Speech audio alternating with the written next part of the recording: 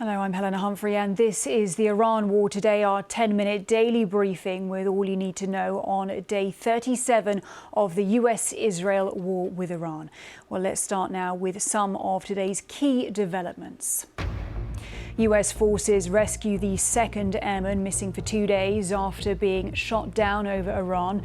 New details of the mammoth operation involving hundreds of US troops, special forces, and the destruction of 2 American transport aircraft. Donald Trump unleashes an expletive-laden post on social media calling the Iranians, quote, crazy bastards, and demanding Iran open the Strait of Hormuz, again threatening hell if they don't. Iranian attacks escalate across the Gulf with strikes targeting critical infrastructure, including oil refineries in Bahrain and Kuwait. Tehran says the attacks are in response to US and Israeli strikes on Iranian industrial plants. Israel launches fresh strikes on Beirut, targeting what the IDF says is Hezbollah infrastructure. Earlier, the Iran-backed group said that it had used a cruise missile to target an Israeli warship off the Lebanese coast. Well, President Trump has escalated his threats, vowing to target Iranian civilian infrastructure if Iran fails to make a deal with the United States. Writing on social media, the US president said, quote, Tuesday will be power plant day and bridge day, all wrapped up into one in Iran. There will be nothing like it. Open the bleep. That's where he used an expletive, straight, you crazy bastards, or you'll be living in hell. Just watch. Praise be to Allah. Well, let's begin now with our North America correspondent, Simi Jolosho, who joins us from Washington. Simi, we have heard a number of times from the president today, but more mixed messaging about what actions the US could take next. Yeah, mixed messaging indeed, especially when you consider that the president's deadlines have shifted repeatedly. Within the last hour, he's made a sort of cryptic post simply saying Tuesday, 8 p.m. Eastern time. So there's speculation as to whether that's a new deadline. To be honest, it's unclear exactly what's going on. You've got President Trump, who has said Iran is begging for a deal. He's now said that there's a good chance a deal is agreed upon on Monday and that the two sides are deep in negotiations. But you've got Iran on the other side saying they're not begging for a deal. They've previously said that talks are not going on between the two sides, and that if the US were to launch strikes on its power plants, it would retaliate by launching strikes on energy infrastructure within the Gulf region. I think two things are important to note here. Number one is that in President Trump's recent Truth Social post, he dialed up his rhetoric. You could sense his frustration. To some, the post might read slightly uncomfortable because he uses a swear word. He calls the Iranian regime crazy bastards. And he's been speaking to US media this morning, in which he said that he would consider blowing everything up, he said, and taking Iran's oil if they don't reopen the Strait of Hormuz by his deadline. I think the second thing to note here is the reality on the ground. The last time the White House said they were negotiating with Iran, they ended up striking Iran, and that's how we got into this war in the first place. So I think it's important not to underestimate the possibility of President Donald Trump making good on his threats, especially considering the reports that we've had over the last few days of that buildup of US military service personnel, paratroopers, warships being sent to the Middle East. The White House says this is all about maintaining military options for the president, even as he weighs peace talks with Iran. Simi Jolosho there in Washington. Good to talk to you, Simi. Thank you. Well, President Donald Trump has praised the rescue of a second American airman missing in Iran for 2 days as one of the most daring search and rescue operations in US history. Now, the highly complex operation, deeper inside Iran than previously thought, reportedly involved members of the US Special Forces as well as a CIA deception campaign to throw off the Iranians. Mikey Kay, military analyst for the BBC's Security Brief, explains how the Americans pulled it off. Quite remarkable footage coming out overnight on open source intelligence channels and information associated with that footage. This is all about the extraction by combat search and rescue and special forces of that second airman that ejected from the F-15E Strike Eagle that was initially based out of RAF Lakenheath that was operating inside the region. Absolutely critical after 48 hours that the US decided they were going to throw a lot more additional capability at this outside of the extraction of the first airman, which is called combat search and rescue, an HC-130J Hercules transport aircraft and two HH-60 Jolly Green 2 Blackhawks. They're part of the original package, but for this second airman, the weapons system operator who sits in the back of the F-15E, it was absolutely critical for the US to get this person back and not allow that person to fall in the hands of the enemy, the Iranians. So what the Americans did was they put two HC-130 Hercules aircraft deep inside of Iran near Isfahan. That name might be familiar because it's one of the locations of one of Iran's nuclear facilities, and they set up a forward operating base. That's about 350 to 400 kilometers inside of Iran. Now, inside of one of those, or both of those transport aircraft was what's called an MH-6 helicopter. It's a light helicopter, and it's the capability of choice for US Special Forces, namely Delta. The exfiltration happened, but then the problem was that those two HC-130J Hercules aircraft that were flown into the forward operating base, they then became stuck, whether it was in sand or gravel, we don't know. So the Americans then launched three other HC-130 Juliet Hercules aircraft to go in and extract those special forces and those troops out. Once they'd exfiltrated and got out the area, the Americans then decided to put bombs, precision bombs, on all of that capability that was at the forward operating base. The reason for that is these aircraft have very sensitive equipment capability on board. And the last thing that the US would have wanted was that capability and the helicopter capability getting into the hands of the Iranians.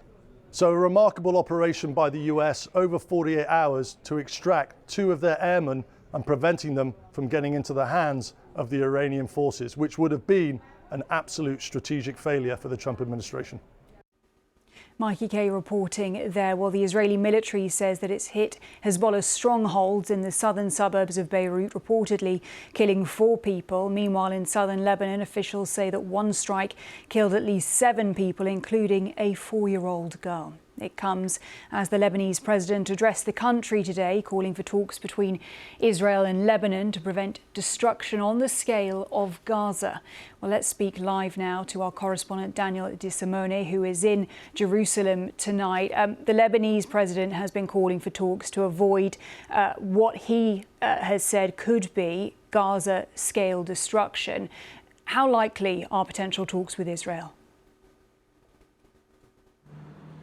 Well, at the moment, they don't seem very likely. The Israeli political and military leadership are being very blunt about their goals in Lebanon. They are saying that they are going to create a security zone in southern Lebanon up to the Litani River, and that they're going to stay there until Hezbollah has been removed as a threat. Tonight, the Israeli military's chief of staff, Eyal Zamir, said that area has become a kill zone for Hezbollah fighters. The effect is that hundreds of thousands of people have been displaced from that area. The Israeli leadership's political leadership, the defense minister, saying those people will not be permitted to return until Hezbollah, the threat from Hezbollah has been removed. And villages in southern Lebanon are being destroyed by the Israeli military. They say they're doing that to remove the threat from Hezbollah. In total, over 1 million people have been displaced in Lebanon, according to the Lebanese authorities, and over 1,300 people have been killed, including at least 125 children, again, according to Lebanese authorities. So as things stand, there seems very little prospect of some sort of deal. And I think it's important to remember that Israel occupied parts of Lebanon between 1982 and 2000. Hezbollah indeed came into existence in response to the Israeli invasion in 1982. So what's happening now is in some ways very much going back to what happened before. And Daniel, what more can you tell us about strikes across the region today, including those in southern Lebanon, in which a family was killed? That's right. There was strikes in Beirut. In one strike, 4 people died, according to Lebanese authorities. In the south, in a town in the south, 7 people were killed, according to the authorities, and it's been reported that that was a family that had been displaced from somewhere else in Lebanon, that they were waiting to be collected by a relative, 6 family members, and then all of the family, all 7, died in an airstrike. It had actually the Israeli military prior yesterday had issued a displacement warning for the village, for the town. Daniel De Simone there, who is in Jerusalem. Daniel, thank you. Now, one of the biggest consequences of the conflict for the Gulf and across the world has been the effective shutdown of the Strait of Hormuz. The strait, which lies between the Persian Gulf and the Gulf of Oman, is a vital corridor for a fifth of the world's oil supplies. Its closure, a result of Iranian attacks on vessels, has caused prices of oil and gas to surge globally. Well, the BBC's Senior International Correspondent Orla Guerin travelled to the Gulf of Oman, close to the entrance to the strait, and sent us this report. This waterway is now a weapon in the hands of Tehran, perhaps the most powerful weapon they have. By leaving ships stranded here, Iran is reducing the global supply of oil, it's creating shortages, it's driving up prices, it's creating fear among consumers and pressure in the international community. And Iran is hoping that all of that pressure will be applied to Donald Trump to get him to end the war. This is about as close as we can get. There are restrictions imposed by the authorities here in Oman, and there are also risks with trying to pass through the strait. Ships that are on that waterway can come under attack from Iranian drones and missiles. There are concerns too about mines in the water.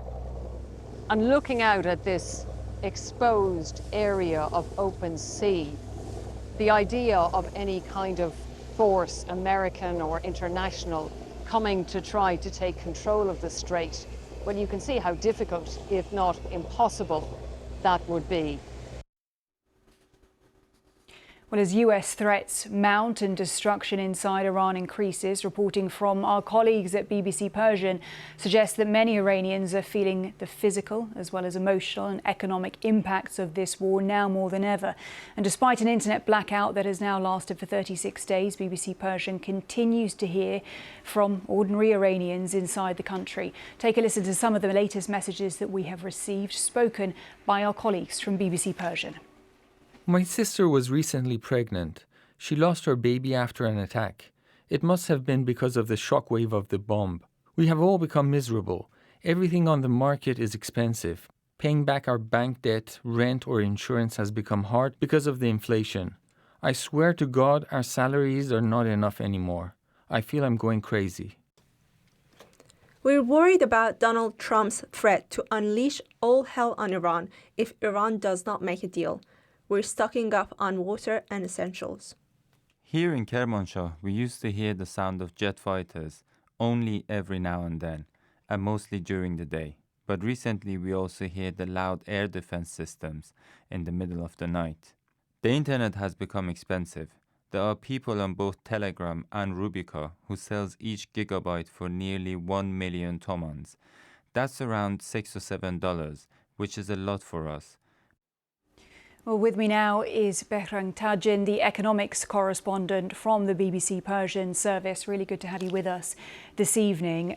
Let's just start by touching on those threats once again from President Trump to blow up infrastructure if the Strait of Hormuz is not unblocked.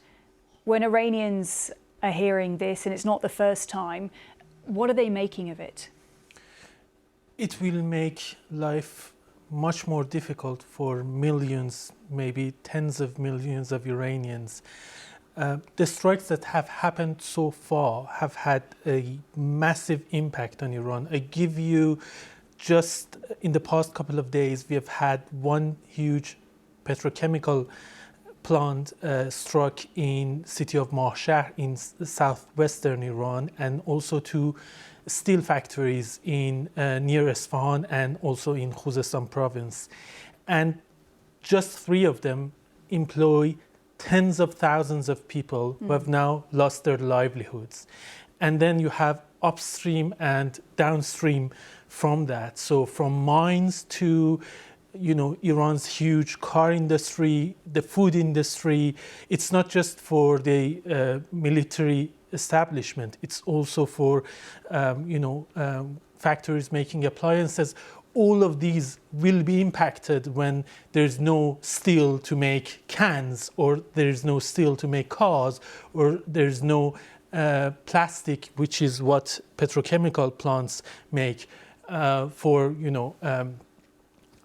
food products, or when fertilizers, which are also made by petrochemical plants, become scarce. It has had a huge impact so far, and if Donald Trump decide to strike Iran's power plants, it will have a massive impact, with tens of millions of people effectively losing their source of income. I mean, we talk so often about the price of a barrel of crude oil, for example, what the stock market is doing. But as we heard there from those messages voiced up by your colleagues, Iranians are already feeling this economic impact every day when it comes to their purchasing power, what they can buy, what they can put on the table. Yeah, you need to have an income to have a purchasing power. But even before the war starts, in the past year, the inflation in Iran has been almost 72%. And when you look at foodstuff, their prices on average have gone up by 112%. This is before the war. And now it is being that process of the prices going up is accelerating, which means even those who have, for example, government jobs and are still paid, they can see that they can't afford things that they could have afforded just a couple of months ago. So it is bringing destitution to many people in Iran. Behring Tajin from the BBC Persian Service, many thanks indeed. Well, whether you are joining us on YouTube, TikTok, Sounds, radio or TV, thanks for your time. We'll be back at the same time tomorrow with the Iran War Today.